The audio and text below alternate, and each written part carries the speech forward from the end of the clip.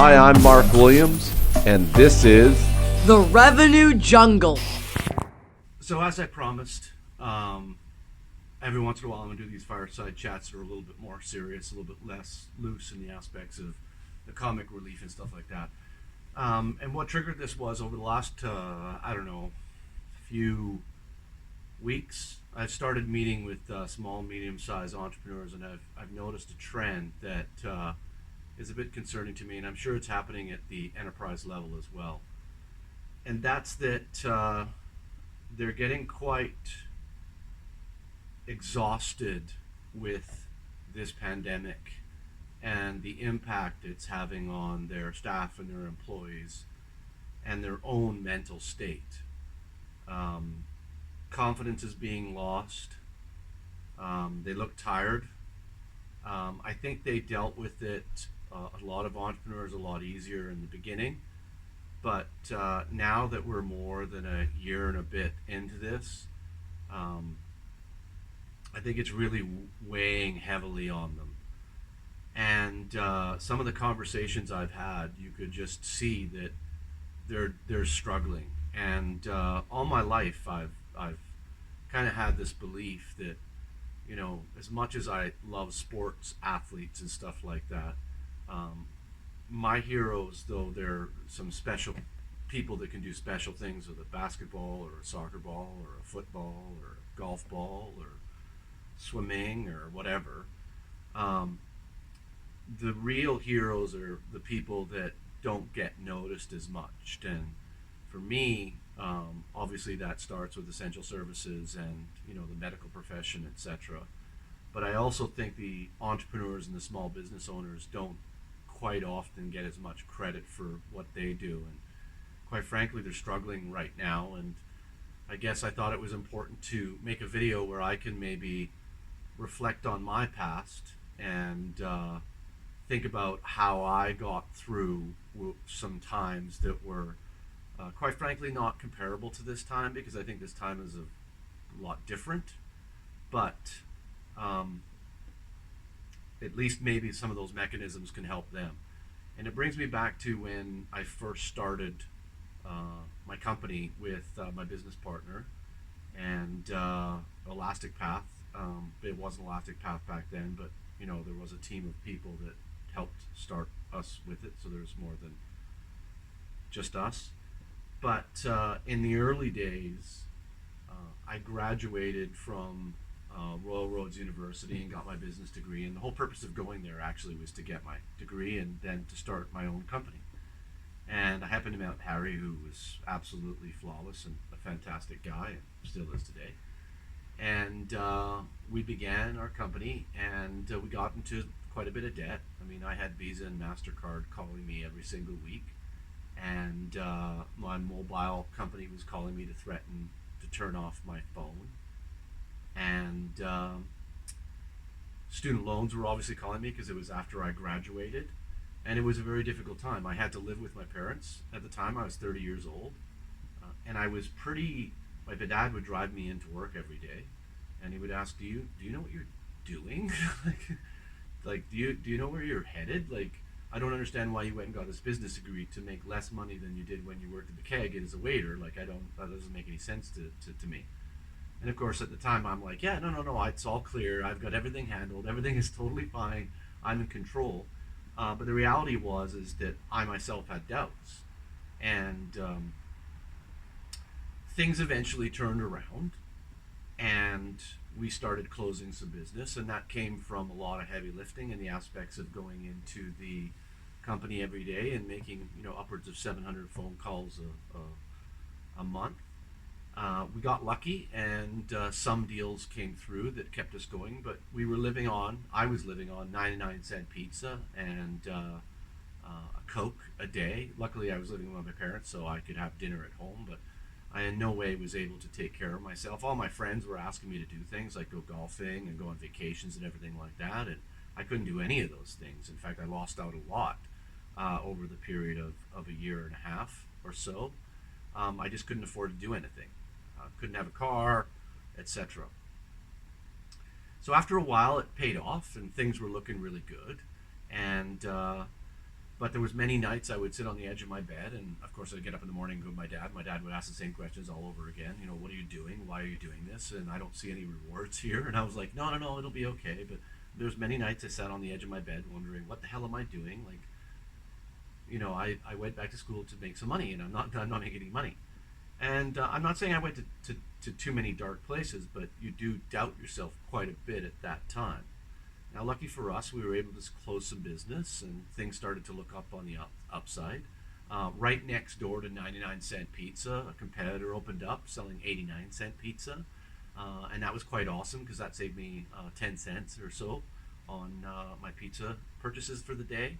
I was riding the SkyTrain, jumping off and on for free.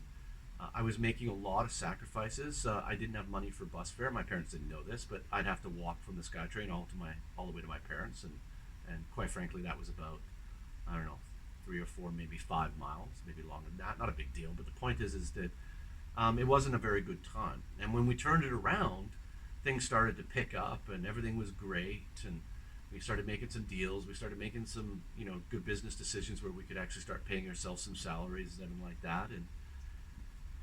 And all of a sudden, that darkness kind of left, and there was a light.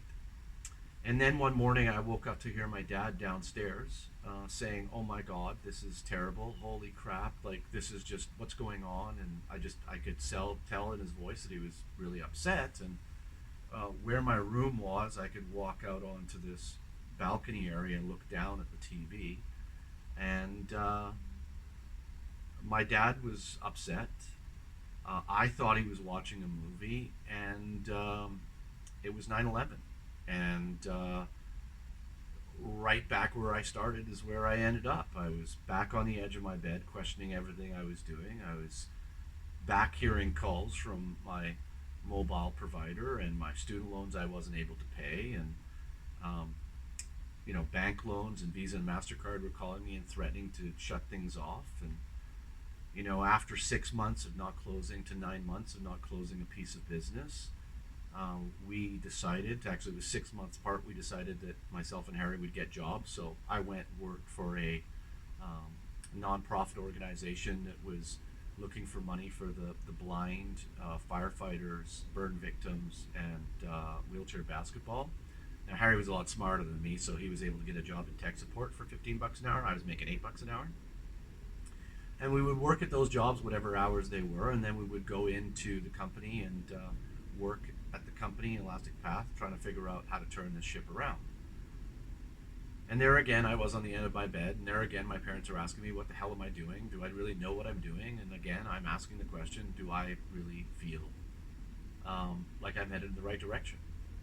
And the darkness came back in the aspects of the questioning, and I made a decision that I needed to reach out to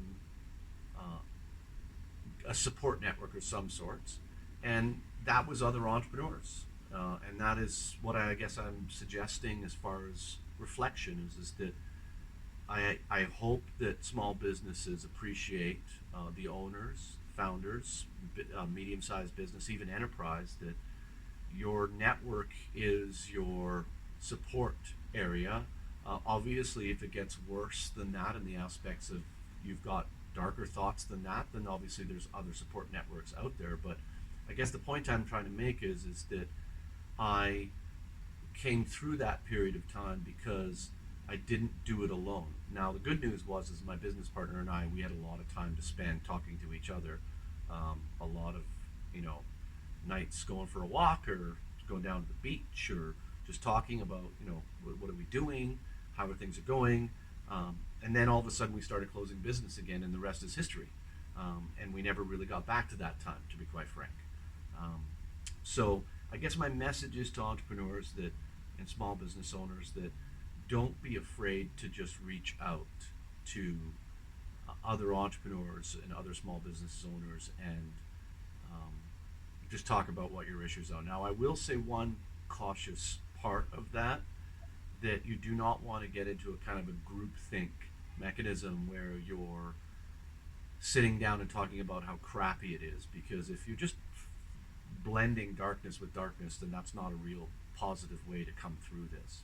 So my suggestion is that you make sure that when you get to talk to another entrepreneur or small business owner, that you guys are both talking about the positives, how there is a light at the end of the tunnel. We can get through this. There are mechanisms to help us through the support time, etc.